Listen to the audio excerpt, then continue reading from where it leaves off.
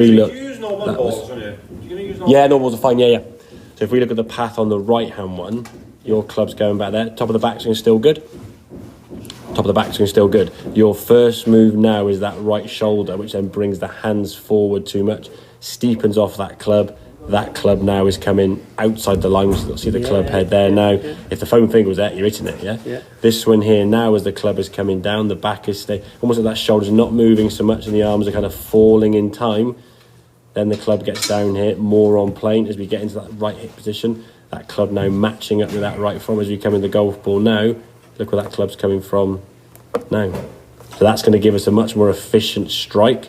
Hitting the golf ball there now with a square club face. Ball now hitting the line, pretty much on the line. Goes a little bit left as we said at the start because the foam was a bit too far over on this one. But that's an interesting point that you can see the ball has hit pretty much, I would say, the line dead centre, yeah? And then falling that, maybe a smidgen left, but it's at the line there, a lot further left on the screen, yeah? So be careful when you line the ball, make sure the ball does sit on the mat. Probably for you, it's going to be more there with the ball rather than this far over. Okay, with a driver, you might find your feet on the edge of the mat. That's something to be aware of, okay?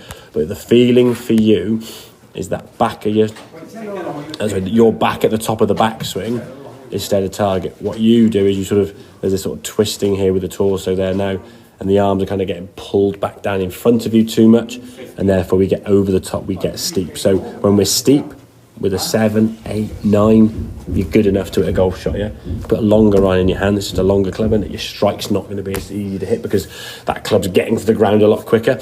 And then when you get to the ground too much, then you've got to try and find a way to miss the ground. The club coming from outside, you pull it across left, Mr. Elbow pops up there to try and miss the ground, and it sort of like starts left, and it might go that way, you might get that shot, you might get a duff behind the ball. If you have a few duffs in a row, chances are the next shot I can guarantee you're going to just miss the ground, yeah? And then your intentions to miss the ground are going to cause this kind of like pulling up with the arms, which encourages, again, even more chicken wing, yeah? So when the path is better, okay, when that body stays back, or the back stays to target for longer, the arms fall down. The club now gets in a better position here. So we've got the club now matching up as we come into that hitting area here, just there, in line with the forearm here, yeah? You see that club now going through the forearm. Then as we come through, your path in the golf ball is better. Let's just see where your left elbow appears. No chicken wing there, is it? Yeah, you compare that post-impact position to... That's an advert for right guard, isn't it? Whee! Yeah. KFC, So that, yeah, exactly. The little chicken giblet, yeah.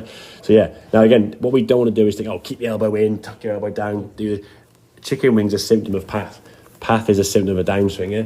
It all syncs together. The problem is you try to change path and chicken wing without actually changing the fault at source. So when you were coming from here now, if your first movement is that, now try and swing out to in from there. I mean, you probably I don't know what sort of shot you do. I mean, it would be just over there somewhere, yeah? You might swing in to out, but no good to anyone, yeah? So the club's got to be coming from back here for your club to go in that direction, yeah? If we can get that club working more on a better line, it will change the path towards golf ball, yeah? So, yeah. From yesterday as well.